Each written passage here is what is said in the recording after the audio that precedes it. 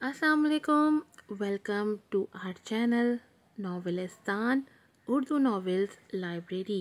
कैसे हैं आप सब लोग, प्यारे प्यारे से रीडर्स, व्यूअर्स। उम्मीद है आप लोग ठीक ठाक होंगे और सर्दी के मौसम को अच्छे से एंजॉय कर रहे होंगे। और कराची में तो सर्दियाँ बस नाम की आती हैं। हमारे यहाँ तो सर्दियाँ बस पता है किस लिए आती हैं कि हमें सूप पीना होता है, हमें गाजर का हलवा खाना होता है, हमें मूंगफली खानी होती है। बस कराची वालों के लिए सर्दी बस इतनी ही होती है। अभी देखें दिसंबर आ गया है लेकिन सर्दी का कराची में नामो निशान भी नहीं है।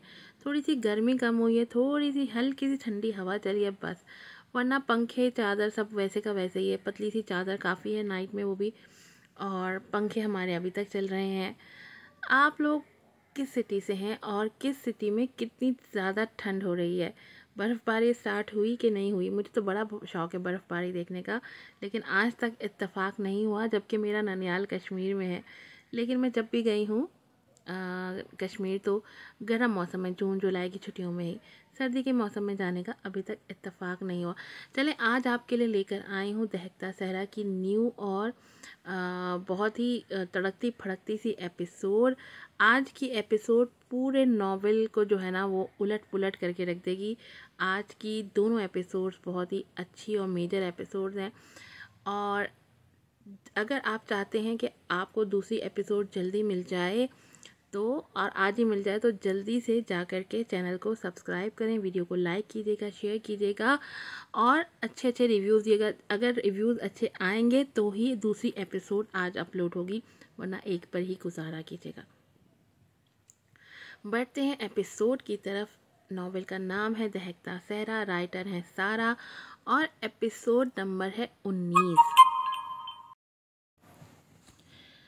शदीद हैरत से वो उसे देख रहा था जो फर्श पर दुनिया और महफीमा से गाफिल पड़ी थी। ऐसा तो उसने कुछ भी नहीं कहा था कि वो यूं हवास खो देती। स्टाफ और मैनेजर वगैरह फ़ौरन उसकी तरफ दौड़े, लेकिन वो अपनी जगह सुन सा उसे देख रहा था। क्लिक से जहन के पर्दे पर वही लड़की नमूदार हुई जो उस दिन उसकी गाड़ी से लगकर बेहोश हुई थी। वैसा ही हुलिया, सब कुछ वही था। तो क्या ये वही लड़की थी? उसका जहन ताने बाने बुन रहा था। पुरसोच अंदाज में सुकड़ी आंखों में यकलक सुर्खी उभरी। गुस्से की शदीद लहर थी जिसने उसके पूरे वजूद को अपने हिसार में ले लिया। गुस्सा क्यों आया था ये वो नहीं जानता था और ना जानने में दिलचस्पी रखता था। उसकी वजह से पूरी मीटिंग डिस्टर्ब हो गई थी और ये चीज़ उसके इश्तियाल में इजाफा कर रही थी। काफ़ी देर उसी तरह वो बैठा सामने देखता रहा। सर, मीटिंग स्टार्ट करते हैं। उसे सोचों से चौंकाने का बाइस मैनेजर की आवाज़ बनी। उसने सर्द नज़रों से उसे घूरा और अपनी घड़ी पर निगाह दौड़ाई। कैंसिल इट, मध्यम सर्द लहजे में कहकर उसने व्हील चेयर मोड़ी, जबकि उसके हुक्म पर मैनेजर हक्का बक्का रह गया। But sir, I said cancel it, no more arguments, वो बौखलाकर बोला कि जुन्नून की जवाबी धाड़ पर जुबान दांतों में दबा गया। मज़ीद कुछ कहे बिना वो मीटिंग हॉल से बाहर निकल गया, जबकि उसकी चौड़ी पुश्त देखते मैनेजर सख्त हैरत में था। अम्मी, दरअसल हिबा की बर्थडे पार्टी है तो मुझे जाना है। वो तख्त पर बैठी दाल साफ कर रही थी जब जर्री वहाँ आई। उसका चेहरा देखकर वो समझ गई कि वो कुछ कहना चाहती है। उनके कुछ पूछने से पहले वो धीरे से बोली। उन्होंने चौंक कर उसका चेहरा देखा, जहाँ अजीब तरह की उम्मीद और वसवसे थे। यूं जैसे वो इनकार नहीं करेंगी, और अगर करेंगी तो वो फुर्सत से उसका चेहरा पढ़ते वो नरमी से मुस्कुराईं। वो उनके लिए खुली किताब की मानंद थी। उसके चेहरे पर छाया हर तासुर वो पढ़ सकती थी। तभी उसकी हरासा आंखों में देखते मुस्कुराईं। चली जाना। उन्हें यूं मुस्कुराकर इजाज़त देते देख उसकी आंखें चमक उठीं। उसे उम्मीद नहीं थी कि वो इतनी जल्दी मान जाएंगी। दिल में कसक सी उठी थी यूं झूठ बोलकर, लेकिन कहते हैं मोहब्बत इंसान की अक्ल खा जाती है। जरी के साथ भी यही हुआ था। थैंक यू सो मच अम्मी। उनके गले का हार बनते उसने फरते मुसर्रत से उनका गाल चूम लिया। اسے یوں خوش دیکھ کر وہ روح تک آسودہ ہو گئی تھی۔ انہوں نے بہت کم اسے یوں فرمائش کرتے دیکھا تھا، تبھی سرد سے اسے اجازت دے دی۔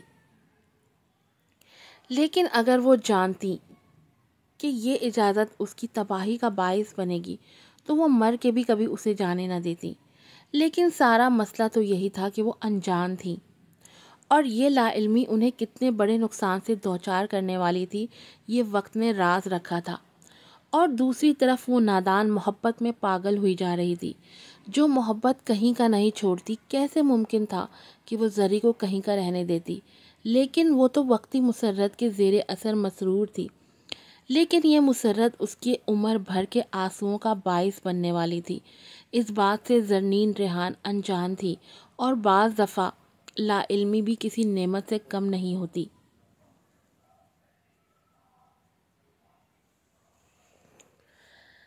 بلیک جینز اور بلیک ہی شرٹ اور شوز پہنے وہ بے پناہ حسین لگ رہا تھا۔ سیاہ آنکھوں میں ایک انوکھی چمک ہلکولے رہ رہی تھی۔ خود پر پرفیوم اسپرے کرتے وہ دھیرے سے مسکرایا۔ آئینے میں نظر آتا اس کا عکس واضح کر رہا تھا کہ اسامہ ابراہیم آج مسرور تھا۔ کیوں تھا؟ یہ تو سوائے اس کے کوئی نہیں جانتا تھا۔ تو آج سارے رازوں سے پردہ اٹھے گا۔ انٹرسٹنگ۔ آئینے میں اپنی ہی سیاہ آنکھوں میں دیکھتے وہ دھیمے مگر پرسرار سے لہجے میں بولا۔ کئی طرح کے بھید اس کی آنکھوں میں دفن تھے۔ تم نے مجھے بڑا تنگ کیا ہے چاکلیٹ کوئن۔ آج تفصیل سے تمہیں اپنا حال دل سناؤں گا۔ تخیل میں زری کے عکس سے مخاطب ہوتے اس کا لہجہ جنونی ہو رہا تھا۔ غضب کی جنوں خیزیاں اس کی آنکھوں میں طوفان اٹھا رہی تھی، جن کی طغیانی میں زری کی بربادی چھپی تھی، یا پھر محبت۔ یہ تو صرف اسامہ ابراہیم ہی جانتا تھا، اور اس جاننے نے کیا کیا غضب ڈھانا تھا یہ تو وقت نے دکھانا تھا، اور اس کے اثرات کیا کیا ہونے تھے یہ بھی راز تھا، زری کی زندگی پر اور خود اس کی اپنی زندگی پر بھی۔ سرخ لمبی فراک اور چوڑی پاجامے میں اور اسکارف اوڑھے وہ سادگی میں بھی پیاری لگ رہی تھی۔ میک اپ اس نے نہیں کیا تھا۔ دوپٹہ کندھوں پر پن اپ تھا، پاؤں فلیٹ شوز میں مقید تھے۔ بے حد سادہ سی ڈریسنگ میں بھی اتنی شعائیں بکھیر رہی تھی کہ اندر آتی زاہدہ بیگم بھی ایک پل کو ٹھٹک گئیں۔ بھوری آنکھوں میں عجیب سی چمک تھی، اور عنابی لب دھیمی مسکراہٹ لیے ہوئے تھے۔ سب انہیں کھٹک گیا، لیکن پھر سر جھٹکتے وہ اس کی طرف بڑھیں۔ ماشاءاللہ، بہت پیاری لگ رہی ہے میری بیٹی، اسے کندھوں سے تھامتے وہ بولیں، جس پر بے ساختہ وہ مسکرائی۔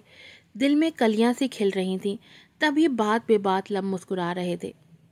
جلدی آنا۔ آیت الکرسی پڑھتے وہ دھیرے سے گویا ہوئی، جس پر اس نے سر اثبات میں ہلایا۔ ہیبا چھوڑ جائے گی، آپ بے فکر رہیں۔ انہیں دیکھتے وہ سنجیدگی سے بولی۔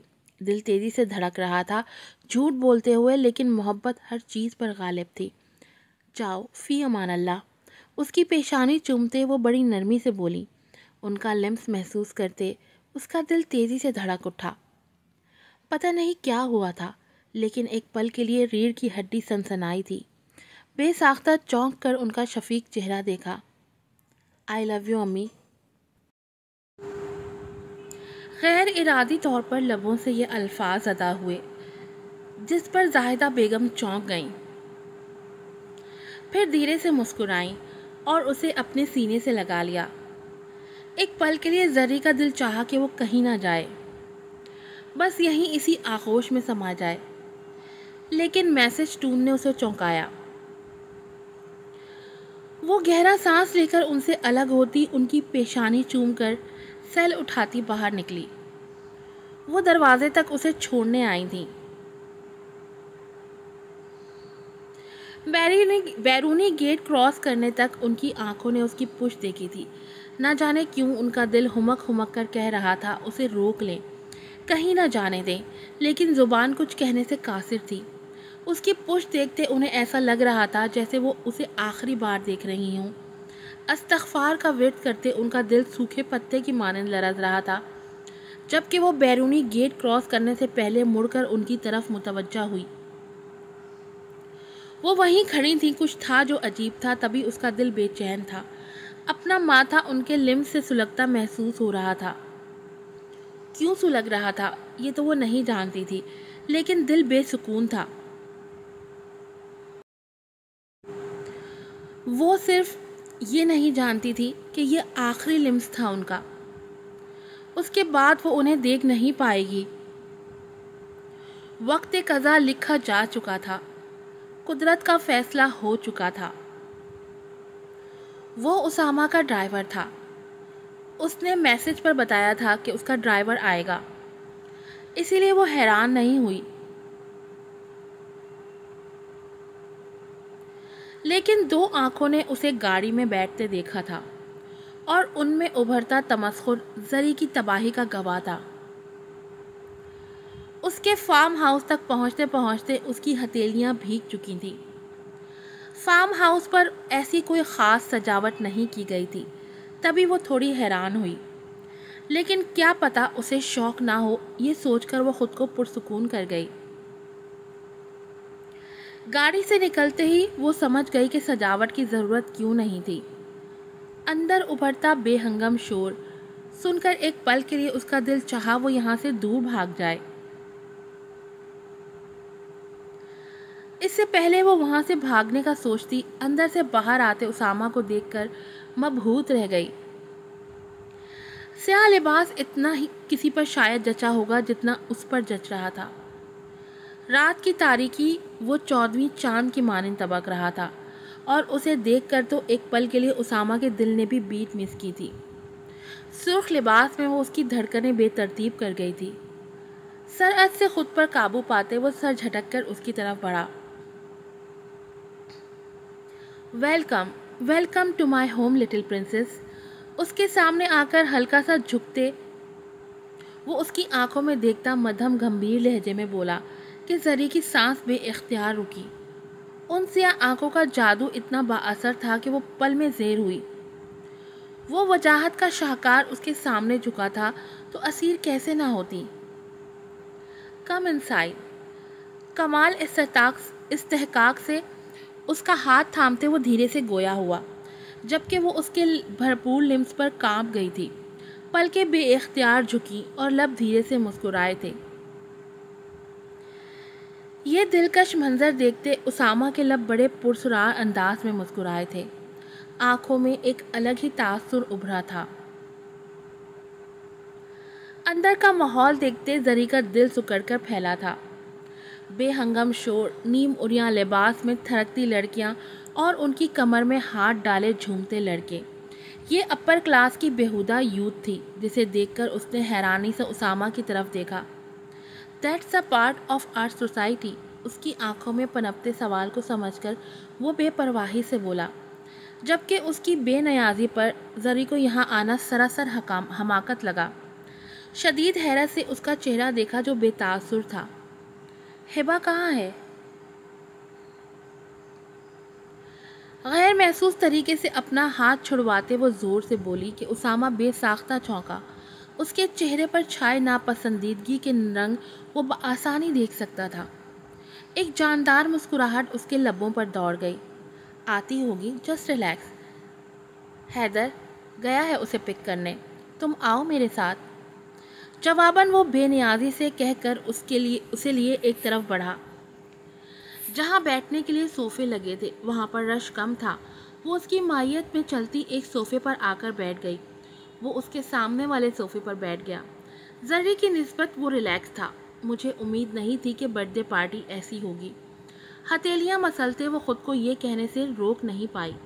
اس کی بات پر اسامہ بے ساختہ ہنسا۔ میں اپنا برتھ ڈے نہیں مناتا، یہ تو ایک گیٹ ٹوگیدر ہے اور یہاں پارٹیز ایسی ہی ہوتی ہیں۔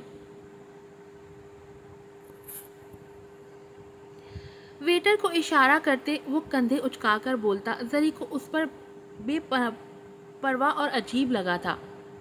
کچھ تھا جو اسے کھٹک رہا تھا، گھبراہٹ سی ہونے لگی تھی، بھوری آنکھوں میں خوف اور بے چینی ہلکورے لینے لگی۔ اس سے پہلے وہ کچھ کہتی ویٹر جوس لے آیا۔ اسامہ نے ایک گلاس اسے اٹھا کر دیا جو اورنج جوس تھا اور ایک خود لے لیا۔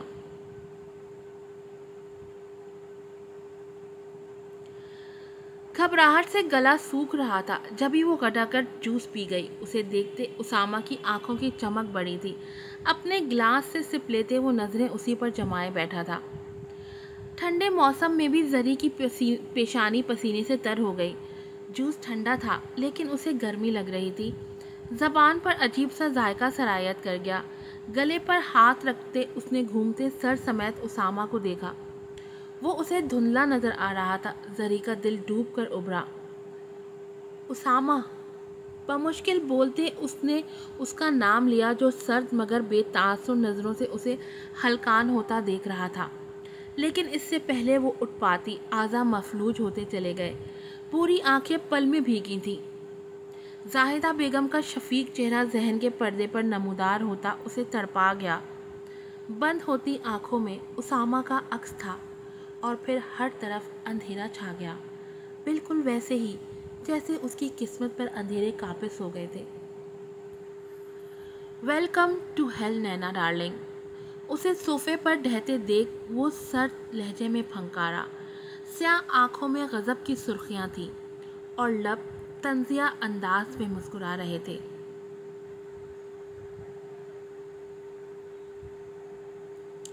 आज की एपिसोड यहीं पर ख़त्म होती है। ये तो नहीं कहूँगी आपको पसंद आई होगी, बड़ा दिल दुखा है उसामा के बिहेवियर पर। राइटर का मैसेज पढ़ रही हूँ। एक्स्ट्रा लॉन्ग एपी दी है, खबरदार जो छोटी का रोना रोया। घर के कामों के साथ इतना लिखना भी एक महाज है जो मैं बखूबी सर अंजाम देती हूँ, इसलिए शुक्रिया अदा करो मेरा। और नॉवेल कैसा है? उसामा कैसा है? और जरी के साथ क्या होने वाला है? जुन्नून कैसा लगा आपको? और फातिमा से वो मिलेगा तो उसका रिएक्शन कैसा होगा? क्योंकि फातिमा बेचारी तो बेहोश हो गई है। अब अपने कमेंट्स में अपनी कीमती राय का इजहार करें। खुश रहें, आबाद रहें और दुआओं में याद रखें सारा। बड़ा गहरा मैसेज है इस एपिसोड में। किस तरह से जरी झूठ बोलकर घर से निकली। उसको इस तरह से नहीं निकलना चाहिए था। उसको किसी भी हाल में एक नामहरम मर्द पर एतबार नहीं करना चाहिए था, लेकिन उसने जाने क्यों ये एतबार किया। और देखें उसका क्या अंजाम निकला। मुझे नहीं पता कि आगे क्या होगा और उसामा के क्या इरादे हैं। इसके बाद ही इसकी नेक्स्ट एपिसोड भी लगेगी। थोड़ी देर में 10-15 मिनट के बाद दूसरी एपिसोड भी शुरू हो जाएगी। तो अगर आपके रिव्यूज़ अच्छे आएंगे, व्यूज़ अच्छे आएंगे तो ही नेक्स्ट एपिसोड मिलेगी, वरना फिर नेक्स्ट एपिसोड के लिए 1-2 दिन इंतज़ार कीजिएगा। फिर मिलूँगी आपसे न्यू एपिसोड के साथ। अस्सलाम वालेकुम।